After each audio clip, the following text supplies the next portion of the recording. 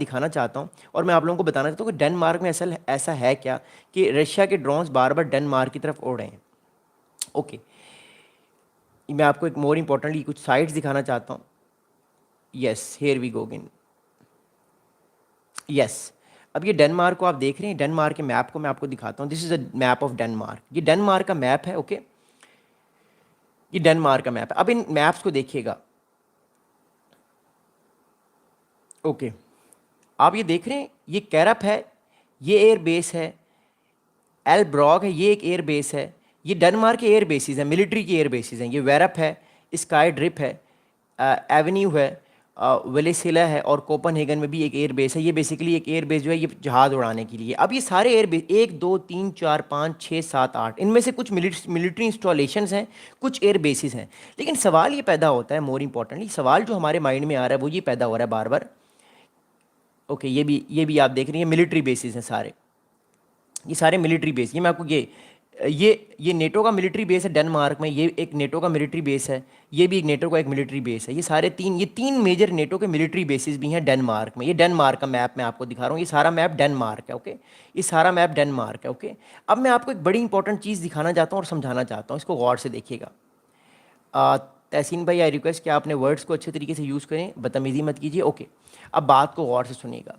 अब basically problem क्या है वो मैं आपको दिखाता हूँ। रशिया कर क्या रहा है, देखिए रशिया कर ये रहा है कि पहले तो रशिया ये कह रहा था, याद रखिएगा, पहले रशिया क्या कर रहा था, मैं इस पेन को चेंज करता हूँ ताकि आपको आसानी हो। पहले रशिया क्या कर रहा था, पहले रशिया सिर्फ इस्तोनिया तक जा रहा था, पहले रशिया जो है वो लिथुआनिया लैटविया तक जा रहा था, या नीचे पोलैंड तक जा रहा था, या फिनलैंड की एयर स्पेस को वायलेट कर रहा था यहाँ तक। अब रशिया क्या कर रहा है, बार बार रशिया ये कर रहा है कि रशिया अपने ड्रोन्स भेज रहा है अंदर तक, डेनमार्क के अंदर तक भेज रहा है, यानी जहाँ पे मिलिट्री बेसिस हैं वहाँ तक भेज रहा है। इट मीन्स कि ये एक बहुत बड़ी प्रोवोकेशन है इस टाइम, डेनमार्क की बहुत बड़ी प्रोवोकेशन कर रहा है रशिया पूरे के पूरे नेटो कंट्रीज की, और बताने की कोशिश कर रहा है कि अगर ये जंग ख़त्म ना की गई तो रशिया इससे भी आगे जा सकता है। मैं आपको एक और आसान मैप दिखाता हूँ ताकि आपको चीज़ों की थोड़ी आसानी हो।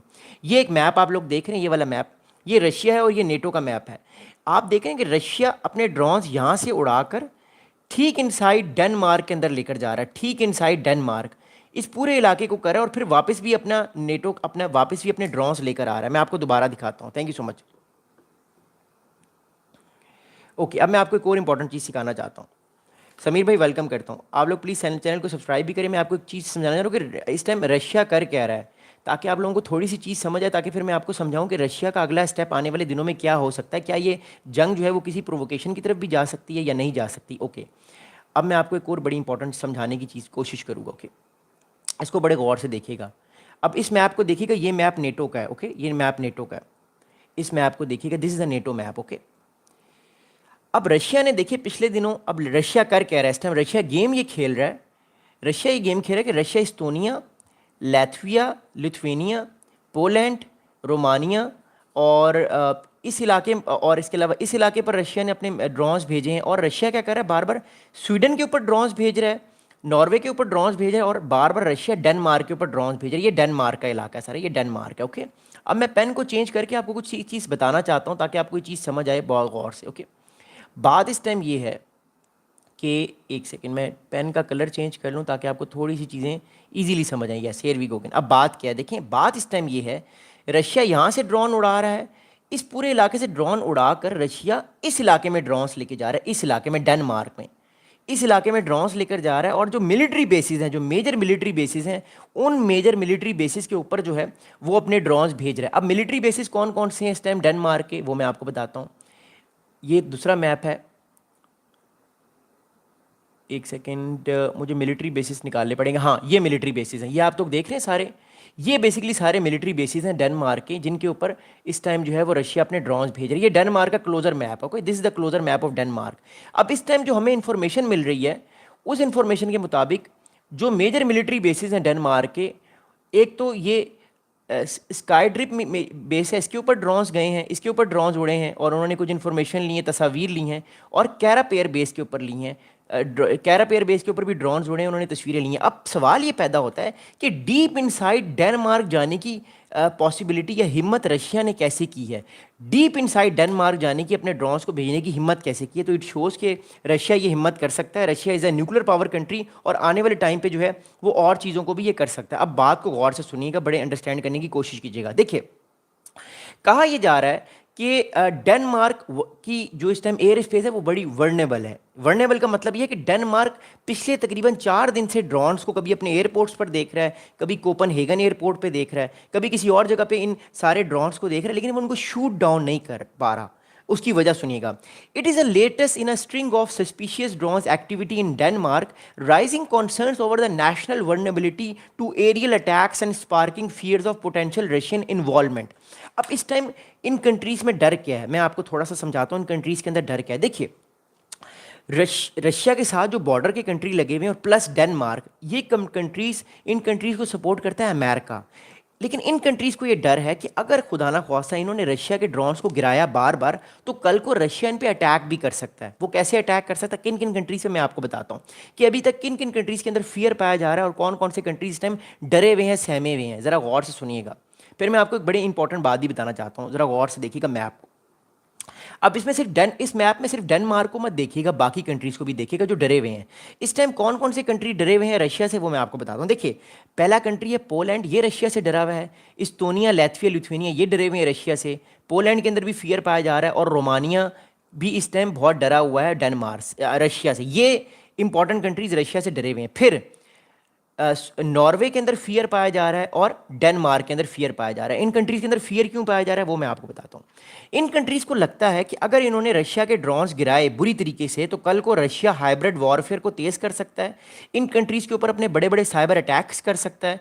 जब रशिया साइबर अटैक करेगा तो इन कंट्रीज़ के जो एयरपोर्ट्स हैं वो बंद हो जाएंगे, डिजिटल जितना भी डाटा है वो रशिया हैक कर सकता है, और फिर एक तरह से नई वॉरफेयर को इंप्लीमेंट कर सकता है। इनको पता भी नहीं चलेगा, इस्टोनिया को और रशिया की फ़ौजें इस्टोनिया के अंदर आके इस्टोनिया को कब्जे में ले लेंगी। आप लोगों को याद होगा 2014 में क्राइमिया को भी ऐसे कब्जे में लिया था रशिया ने बड़ी आसानी से। तो एक डर पाया जा रहा है इन छोटे कंट्रीज़ के अंदर। इसलिए इस टाइम पूरे का पूरा जो ईस्टर्न फ्लैंक है और जो इस टाइम वर्नेबल कंट्रीज़ हैं, ईस्टर्न फ्लैंक किसको कहते हैं, ईस्टर्न फ्लैंक कहते हैं फिनलैंड से लेकर ये जितने भी कंट्रीज़ हैं ना, सारे बल्गारिया तक, इस पूरी लाइन को ईस्टर्न फ्लैंक कहते हैं, जो बेसिकली रशिया के करीब करीब बॉर्डर के लगते हैं। तो इन कंट्रीज़ के अंदर एयर डिफेंसेस भेजे गए हैं, ड्रोन्स को रोकने के लिए बहुत सारी तरकीबें लगाई जा रही हैं, लेकिन फिलहाल रशिया के ड्रोन्स नहीं पकड़ाई दे रहे, वो डेनमार्क तक जाकर अपने ड्रोन्स को भेज रहा है। अब देखें, ये डेनमार्क की डीप इनसाइड जो एयर बेसिस है वहाँ तक भेज रहा है। इसका मतलब है कल को ये ड्रोन्स जो हैं ये जर्मनी में भी जा सकते हैं, ये बेल्जियम पे भी जा सकते हैं, और ये कल को ड्रोन्स फ्रांस या इटली तक भी जा सकते हैं। Remember that,